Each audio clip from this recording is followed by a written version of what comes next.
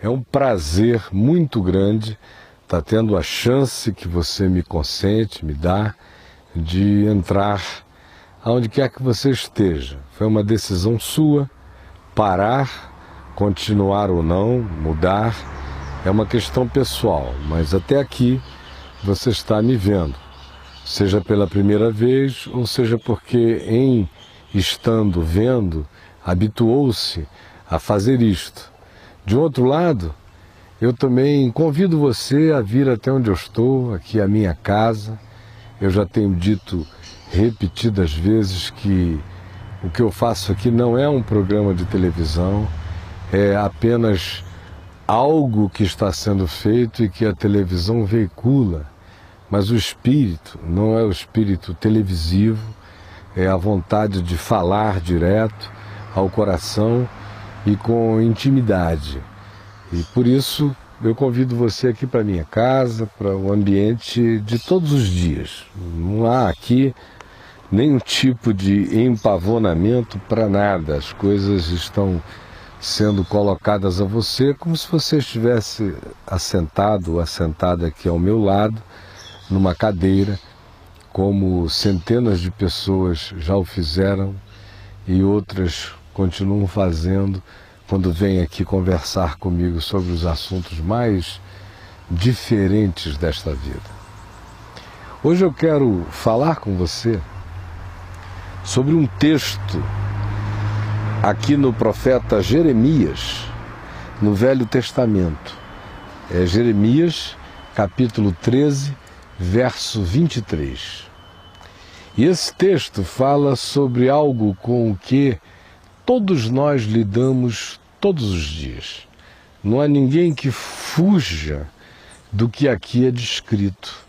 Veja só as imagens fortes que Jeremias usa falando da parte de Deus para nos designar o poder extraordinário que o mau hábito, que os maus costumes, que os condicionamentos viciosos podem exercer sobre a vida de um ser humano.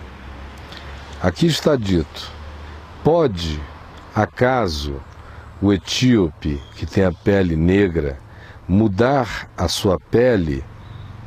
Ou o leopardo mudar, tirar, arrancar as suas manchas? Se eles conseguirem essa proeza, esse milagre, esse fenômeno, o etíope de alterar a cor da sua pele, ou um anglo-saxão, ou um ariano transformar-se por si só em negro, ou um leopardo tirar as manchas da sua camuflagem, ou se conseguirem fazer isso por si mesmos, diz o profeta, então podereis vocês fazerem o bem, estando acostumados a fazer o mal. Ele diz que fazer o mal pode se transformar em algo tão entranhado na pessoa que é equivalente à pele, à imutabilidade da cor da nossa pele, seja qual seja a nossa raça. E é tão entranhado quanto é para um leopardo as manchas da sua pele. E tanto um homem não pode alterar a cor da sua pele, Michael Jackson que o diga, quanto também um leopardo não produz essa façanha de si mesmo.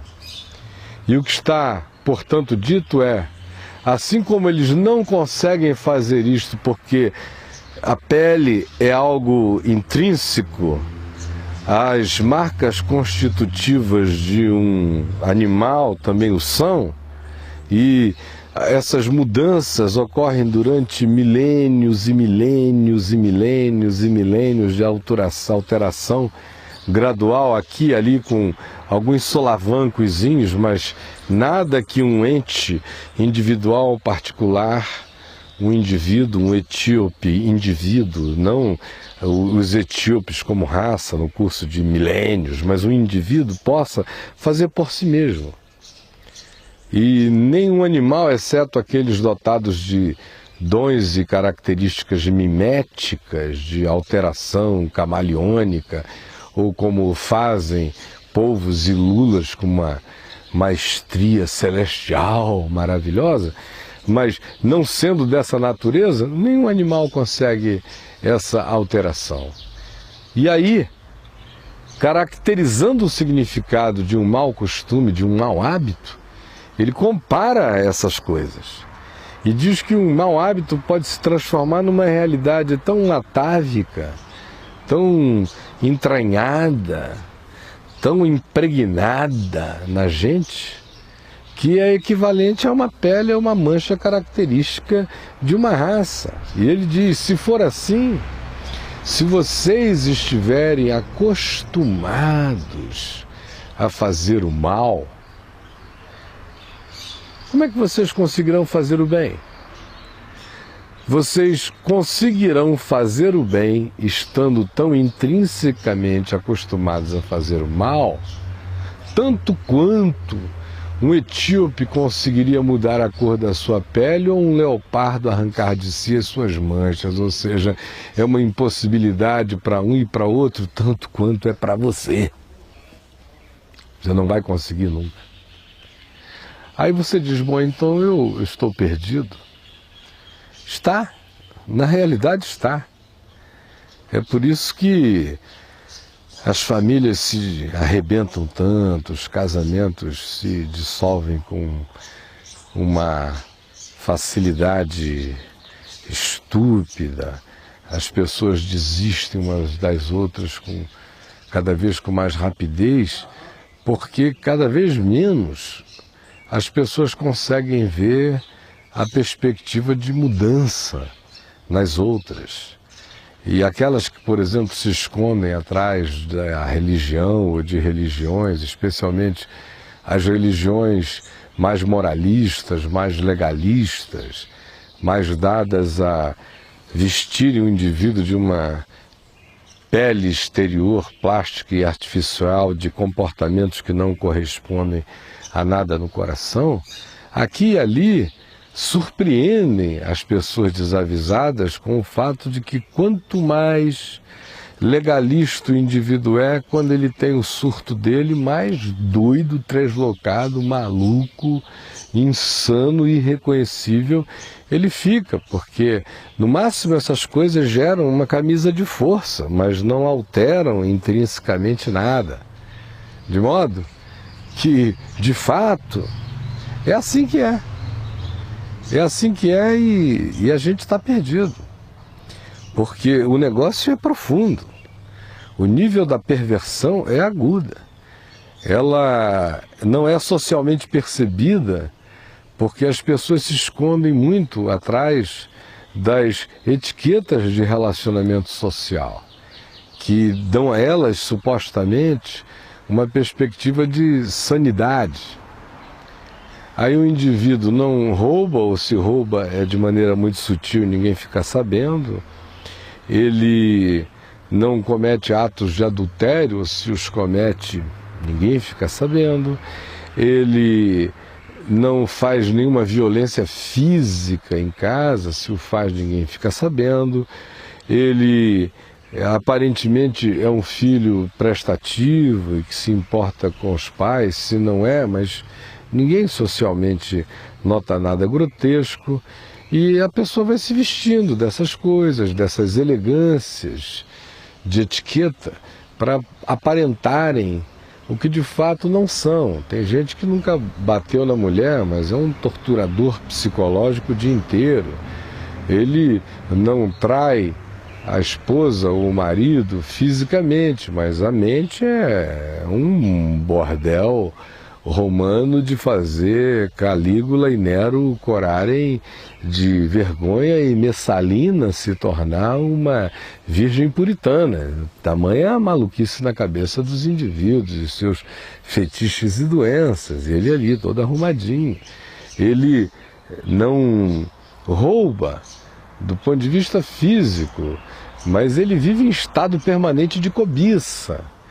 Ora, Jesus disse que é nesse ambiente da subjetividade, do coração, daquilo que ninguém vê, é que as coisas de fato acontecem, onde a gente é moldado, onde a gente é modelado. A gente é modelado pelos nossos pensamentos, a gente é modelado pelos nossos sentimentos, a gente é modelado pela repetição de atitudes que são fruto de pensamentos constantes em nós. A gente é modelado pela influência do ambiente, a gente é modelado pelos encontros ou desencontros familiares, a gente é modelado pelo espírito que acaba reinando como cultura espiritual, psicológica, ou comportamental na família, ou no ambiente maior que nos cerca. A gente é modelado por todas essas induções e sugestões de terceiros, e nesses dias os terceiros mais poderosos são a mídia, as várias formas de mídia, de opinião, de penetração nesse queijo suíço que é a alma da gente, que vai sendo invadida de todos os lados. A gente é modelado também pelas repetições genéticas que vão passando de geração a geração, de modo que ninguém consegue fugir das cargas genéticas que recebem, as quais também são moldadas por pensamentos, por comportamentos, por culturas e ritos, por todas as coisas que um povo, ou uma família, ou uma tribo, ou uma sequência genética vai fazendo de geração em geração, que vai se entranhando na gente, vai virando valor agregado, vai às vezes virando um braço a mais, uma perna a mais, vai virando coisa, vai fazendo da gente uma deusa hindu de membros adicionados, de anomalias que a gente diz, isso sou eu, e de fato não é. É uma carga que você não tinha que estar carregando, mas que vai marcando, vai virando coisa entranhada, tão impregnada que você pensa que é o seu ser, e que vai vivendo para repetir isso, geração após geração, essa mesma desgraça. Aí tem gente que vem e chama isso de maldição hereditária e vende um pacotinho de cura para isto com sessõezinhas tolas, sem de fato advertirem que ninguém começa a ficar livre disso sem duas coisas essenciais. Talvez 3, talvez 4, 5, 12, 30 mil. Mas tem 2, 3 talvez que eu possa gastar o tempo que me resta comentando com você. Porque de fato o Evangelho não carrega esses karmas. A existência sim está cheia de karmas, de impossibilidades, de condicionamentos, de realidades atávicas horrorosas que as pessoas vão carregando, mas o Evangelho não. Jesus propõe regeneração para tudo, cura para tudo e para todos. Agora, algumas coisas são essenciais para que isso aconteça. A primeira é que quem quer que deseje andar esse caminho dessa cura, precisa saber que ninguém faz isso por si só apenas. Por nós mesmos, a gente cria essas aparências, essas penugens, essas penagens, esses lantejoulos falsos de comportamento, etiqueta, mas que são apenas o disfarce de um negócio que realmente tem um carnegão profundo dentro de nós e que é o que caracteriza o nosso ser, ainda que a gente viva fazendo gestão para os outros de outra coisa. Então a primeira coisa é saber que você não pode, que eu não posso, que a gente não consegue, que tem um negócio entranhado aí que é mais forte do que nós, que a nossa tendência natural já é para competição, para disputa, e essas coisas já conduzem à inveja, ao desejo, à cobiça, à acumulação, ao crescimento do egoísmo, ao autocentrismo, a tudo que não é vida, que vai fazendo a gente escravo supostamente do nosso sucesso, mas de fato é da nossa morte. E quem não realiza, quem não percebe isso, não terá saída jamais. Se você está discernindo que a tendência natural já é essa, que à volta, o que existe, corrobora essa tendência natural, a exacerba, a superlativiza, exagera, e você vai ficando cada vez mais pior a partir de dentro de você mesmo e pela absorção do que volta de você e de todos, e que você vai comendo de volta e se monstrificando. Se você não tiver essa consciência, não há nem início de conversa. Mas se você está tendo essa consciência, creia que já é grande bondade de Deus para com a sua vida. Lhe dá essa luz, pegue-a, aproveite-a. É um crack nessa crosta, nessa camada impermeável de dentro para fora, mas que Deus creca pela via do convencimento que o Espírito Santo faz, iluminando a consciência escura e trevas e de repente ajudando o indivíduo a ter um vislumbre. Se você teve isso, pegue, creia, é graça de Deus por você. A segunda coisa que você precisa saber é que uma vez que você se apodere disso e diga: eu quero, eu vi, meu Deus, eu vi que o que eu tenho não é vida, eu só estou condicionado nessa escravidão de hábitos muito estranhos, de olhares viciados, de sentimentos esquisitos, de hostilidades e de derivados do ódio, da disputa, do domínio, da conquista, da tirania, da suspeição, da desconfiança. É assim o meu olhar o tempo todo, e eu é que estou mal, eu é que adoeço, eu é que não confio, eu é que não amo, eu é que não me entrego, eu é que sou o cara doente. Então, se você viu isso, há uma segunda coisa a ver. Ele disse: vocês não vão conseguir fazer o bem estando acostumados a fazer o mal. Então o mal tem os seus costumes, que são milenares, e que vão ficando atávicos para a gente, que vão virando algo que nós pensamos que é o nosso próprio ser, sem que o seja. Agora, isso começa a quebrar quando a luz de Deus nos ilumina e a gente leva esse susto.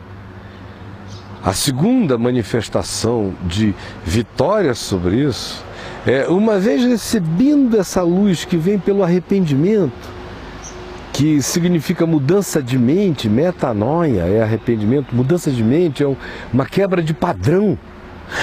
E o indivíduo leva aquele susto e enxerga. Uma vez que se enxergue, ele tem que tomar uma decisão. Tem que tomar uma decisão. Quem ganha essa luz tem que se agarrar a ela e tomar uma decisão. E é de luz em luz, de decisão em decisão, de percepção em percepção, calcados na fé, é que a conversão vai ganhando a profundidade.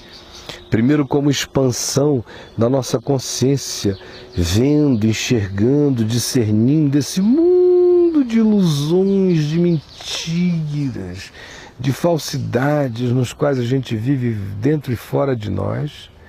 E em segundo lugar, como aquela consciência que vai se dilatando para perceber a grandeza da vocação, do que significa ser um ser humano do ponto de vista de Deus.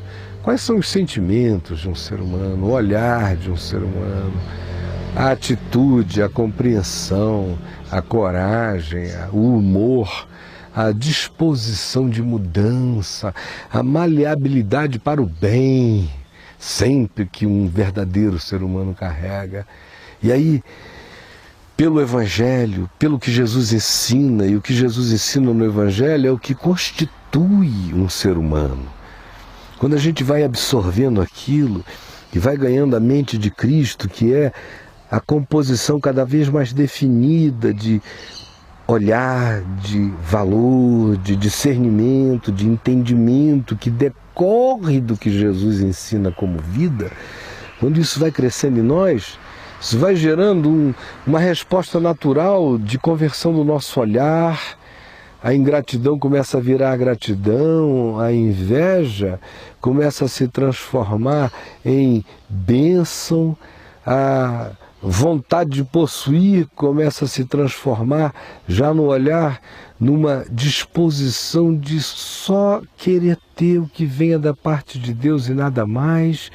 As coisas começam a mudar dentro da gente. E aí começam a virar fruto de amor. E o amor sabe o caminho natural da vida, porque o amor é fiel, é leal, é bondoso, é benigno, gera pensamentos limpos, bons, louváveis, de boa fama. O amor não é ressentido, não é magoado, não é amargurado, não é vingativo, não é inconveniente, não pensa em si o tempo todo, não fica buscando interessezinhos pessoais.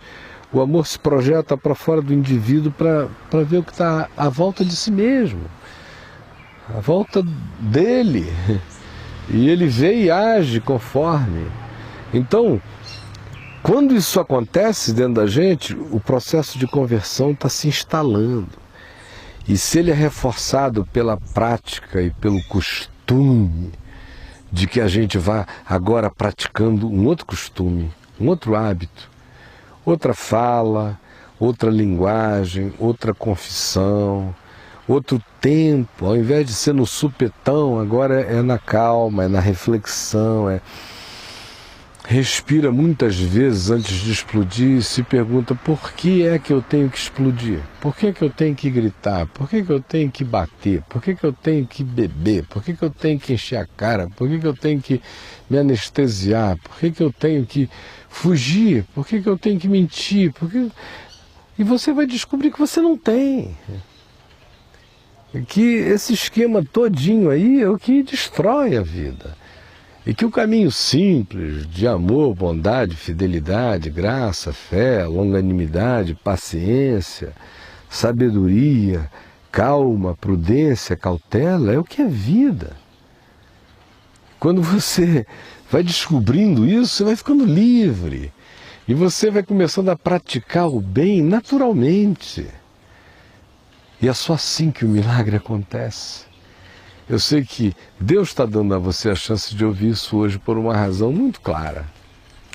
Só Ele você sabe parcialmente, só Ele sabe profundamente a profundidade do que tem que ser quebrado, de perversidade disfarçada, de cultura familiar, de heranças outras, de opiniões seculares, de uma personalidade vultosa, tudo isso atrás do que você esconde a sua morte.